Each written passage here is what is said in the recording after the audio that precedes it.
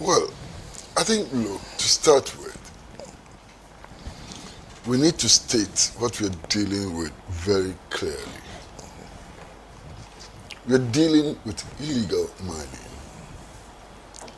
And there is substantial evidence by medical practitioners, environmentalists, and so on, about the damage that illegal mining is doing to our society.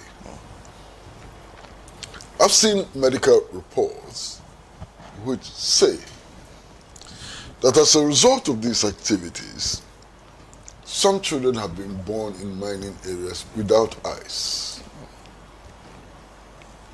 They can never see. They will never see. They don't have eyes. Some children have been born without limbs. They have no arms, no legs. Some children are so deformed that they would never be able to function again. Never be able to function. The reports we are getting indicate that if you go to Obuasi, and Obuasi used to have the sweetest oranges in Ghana. Sweetest. In fact, if you cut the oranges open, the inside is yellowish. Very, very sweet. The reports we're getting is that if you go to Obuasi today, the food in Obuasi, cassava, cocoyam, plantain, and so on, has arsenic levels which are 10 times more than what the World Health Organization has approved. The food has become poisonous. If you eat it, you harm your body. We have come to a stage where water, we have found exceedingly difficult to treat water for consumption in our communities. The impurities in our water is so much that the cost of purifying water for consumption has jumped through the skies. Indeed, in some places, water treatment plants have had to be shut because you can't do anything about that water. The quality is so bad that you cannot treat it. Massa, national infrastructure is collapsing before our eyes. And I've seen videos of bridges which have collapsed simply because galamseyers went under the bridges to dig, and the bridges have collapsed. Roads have become immotorable as a result of the operations of illegal miners. So the havoc we are dealing with is huge, is humongous. I mean, there's a community somewhere in the eastern region where the illegal miners actually dug under the community to the extent that a pregnant woman who was going to take her bath innocently, because the ground looks normal and so on, fell into a deep ditch and she died. Because underneath the structures, underneath the bathroom, underneath their bedrooms and so on, the illegal miners had dug huge holes and people are dying. You understand? Last year, cocoa production came down more than 50%. Cocoa production. So when all kinds of people were throwing punches at Randy Abe and so on, they forgot to mention that cocoa production had gone down by more than 50%, largely as a result of the operations of illegal miners. Cocoa trees are being cut. You understand? Cocoa trees are being deliberately cut in order to facilitate illegal mining. Yes, I agree with my brother Adakwa that illegal mining is not just carried out by small-scale persons. Sometimes even the multinational corporations are engaged in illegal mining. Our fish stock is getting depleted and so on. This is what we are talking about. We are talking about the survival of the nation state called Ghana. If nothing is done about Galamsey, this country would collapse. That is what we are talking about. Now, my second point is this. There are some people from the New Patriotic Party and so on who have come forward and said, look, Wontumi was not engaged in Galamsey. He was not doing illegal mining. Who can disagree with them? Who can disagree with them? If you look at the charges preferred against Wontumi, it did not say that Wontumi was engaged in illegal mining. It didn't say so. What it said was that a mining concession that he had acquired lawfully had been reassigned to a third party who was engaged in illegal mining. That's the charge. So, to criticize the judgment on the assumption that he was not engaged in illegal mining is neither here nor there. Nobody charged him for personally engaging in illegal mining. That has to be understood. Now, the person to whom he gave permission to enter his concession gave evidence before the court. He says, yes, I got the concession. I was doing illegal mining, and I was doing it in order to generate resources to pay myself. Wontumi had given me some job to do, and he didn't pay me. And he said that I should do this kind of mining to generate resources to pay myself. You understand? So that's also very, very clear. So it is not true that Wontumi did not personally benefit from the illegal mining. You understand what I'm saying? Because he was supposed to pay the contractor he had hired to do reclamation on the land.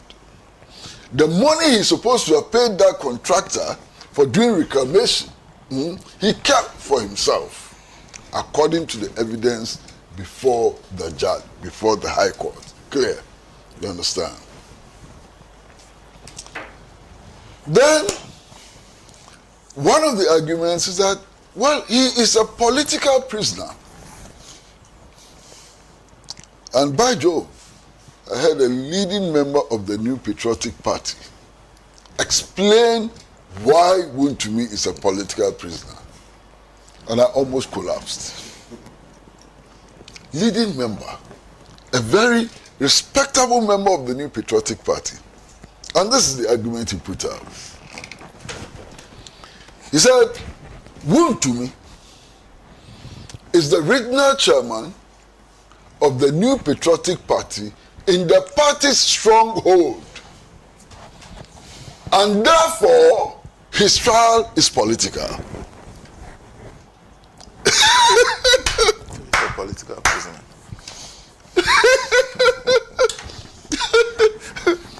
Hey, Master, where is this coming from? I thought that the dictum of the law is that the law is no respecter of persons. Now, we are saying that if you become regional chairman of a party in the party stronghold, you are above the law. Nobody can touch you. If they touch you, no, you are a political prisoner. Hey, yo. Master, I mean, when I heard this argument, I said, my goodness, where is this argument coming from? Then I heard another argument, very interesting. And the argument simply said that, look, the prosecutor in the case was the Attorney General. That the Attorney General is actually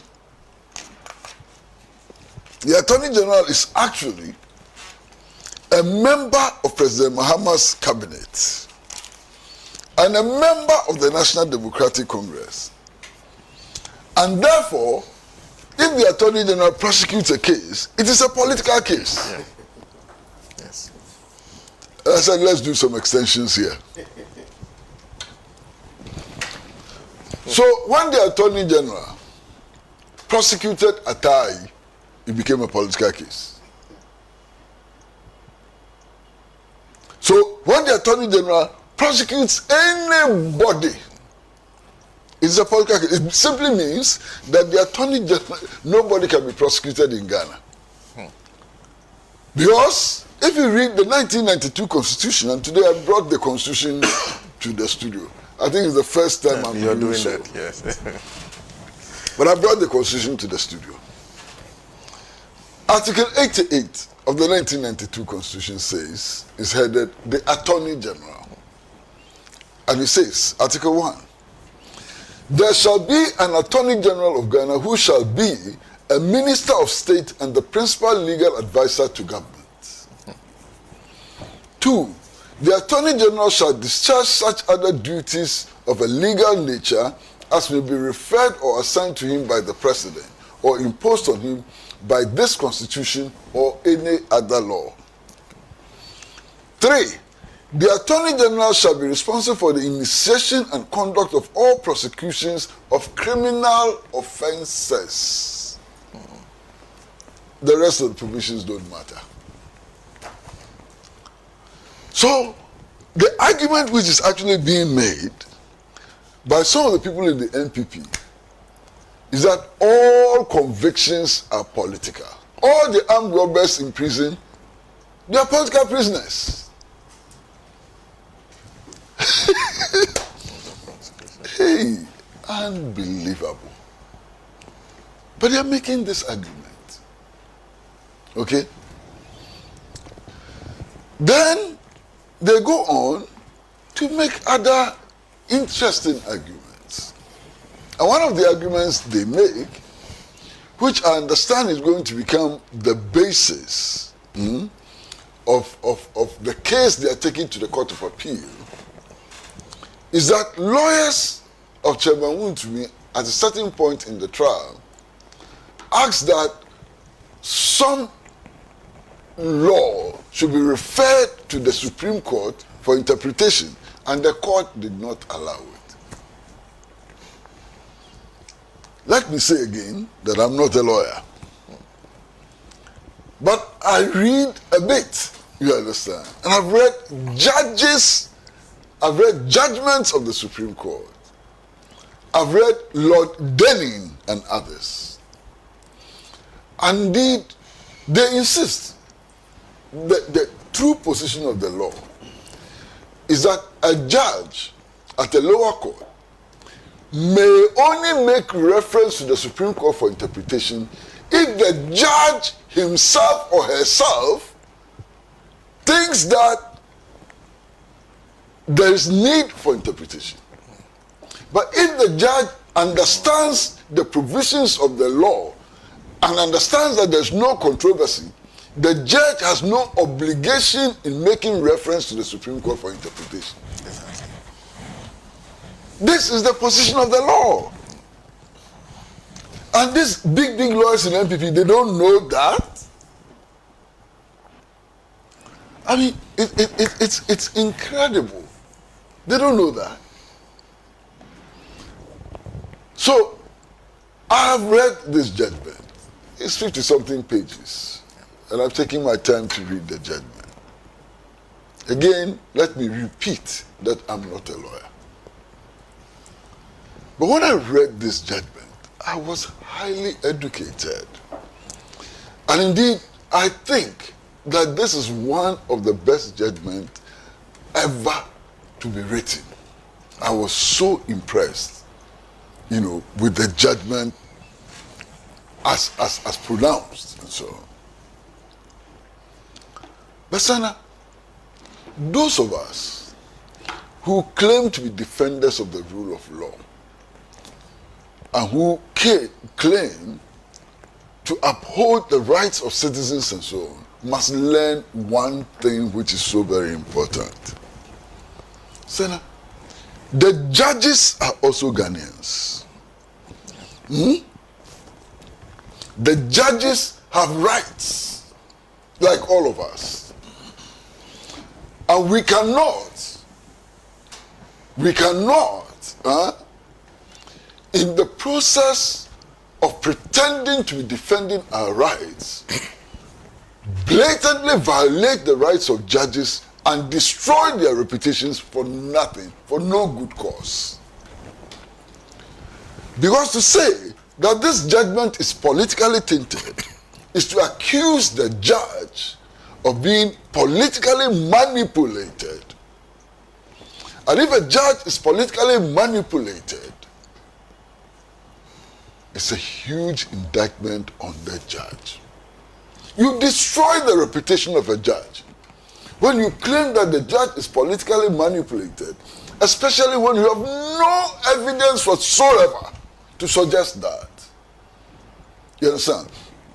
So, in defending the interest of Wontumi, in pretending to be defending the interest of Wontumi and so on, they are, at the same time, doing irreparable damage to the professional credibility of a woman who has risen to become High Court judge. And I cringe. What has she done? Just doing her job. It is possible that perhaps her understanding of the law is not correct. It is possible that she has made mistakes in the interpretation of the law and so on. Say so. Go to the Court of Appeal and get that decision reversed. Don't destroy an innocent woman. Because what they're doing amounts to the destruction of an innocent woman. You understand? To the extent that some of the commentators from the New Patriotic Party are referring to her ethnicity. What a shame! What a shame! We can't get out of tribal politics. They are referring to the ethnicity of the judge. How dare you do that? How dare you do that? What is the basis for that? And so on. Now, 2 days ago, there was a spectacle. Real spectacle on the road to Sao. What? Come and see Land Cruiser. Land Cruiser be what? Land Cruiser, Land Cruiser, Land Cruiser. With their headlights on, sirens blaring. Going to the Sound prisons for Dr. Mahmoud Bawumia to pay a courtesy call on Wontumi. Look, Senna, there's nothing wrong with visiting a prisoner. In fact, we are enjoined to be compassionate to prisoners, especially for those of you who say you are religious. All your various religious books urges you to be compassionate to prisoners and so on. There's nothing wrong with being compassionate with prisoners. You understand? Prisoners have relatives, they have friends and so on. Their friends have a duty to make them comfortable to the extent that is possible when they are in prison. In fact, even the state, the Republic of Ghana is enjoined to make some basic facilities available to prisoners. Prisoners are entitled to the best of health care. You understand? They are entitled to decent nutrition and so on. So prisoners have rights. So people going to visit a prisoner is normal. There's nothing wrong with it. But the choreography, you understand, the pageantry and so on, which accompanied this one, it's a bit off-putting. You know, it's completely off-putting and so on. But that is how they have elected to do their things. Who am I to tell them how to conduct themselves? The important thing is that whatever they do today, the people they are calling upon to vote for them in the 2028 elections, they see and they hear. And they will make their judgment on the basis of what they see and hear them do today. That is clear. Now, what is the genesis of this trial? I think that's also an important matter. What is the genesis of this trial? Everything that went into this trial started under the government of the New Patriotic Party headed by President Nana Addo Dankwa Akufo-Addo. Everything. To the extent that the president then had to make a public speech in which he discussed this matter of Akunta mine. So it is not new. It is not an invention by President Mahama. It is not an invention by the NDC. They inherited this matter. And that has to be understood very clearly. Indeed, there is evidence that under the government of Nana Addo Dankwa Akufo-Addo, the government itself was split in the middle between those who defended Akunta mining and those who thought that Akunta mining was doing something wrong. Go and read the Frimpong Boateng report, which was submitted to Nana Addo Dankwa Akufo-Addo. You understand? Under the Akufo-Addo government, an attempt was made to cancel some of the licenses of Akunta mining. So this is not a Mahama invention. This is not the invention of Nana Addo Dankwa Akufo-Addo, of NDC and President Mahama. It's not their invention. This case has its genesis rooted in the Akufo-Addo regime. And we need to understand that very, very clearly. Now, the NPP has come up and said that, even if justice has been served, there's an element of unfairness. And the element of unfairness is simply that some NDC people are also involved in Galamsey. And if Wontumi is to be prosecuted, then all those involved in Galamsey, whether they are NDC, CPP, or whatever, also need to be prosecuted. Who can disagree with this? Who can disagree with this position? If you are punishing Galamsey, whoever is involved in Galamsey, or whoever facilitates Galamsey, ought to be dealt with according to law. Law, same practice, everything. The point, however, is that if you ask them to mention names of NDC persons who are involved in Galamsey, they mention two names. They mention the name of Yamin, who is the NDC national organizer, and another person who is supposed to be a vice chairman of the NDC. These are the two names. And they say that allegations have been made against them. And that those allegations have been referred to the security agencies for investigation. None of us have seen the outcome. If you have seen the outcome, say so. But I haven't heard anybody who says that. I've seen the report of the investigation who says that indeed they are involved in illegal mining. Okay. So if you are not seeing the report of the investigation, what is likely to have happened? The possibilities are many, but I'll mention maybe 3 or 4. One of the possibilities is that the investigations have not been completed. And it will not be surprising if the investigations have not been completed. Because the investigations of Akunta mines took more than 1 year. Okay? So at the same level, if this has taken more than 1 year, it should not surprise anybody. The investigations have not been finished. And perhaps that is why we have not seen a report, and that is why no action has been taken on a report which does not exist. That's one possibility.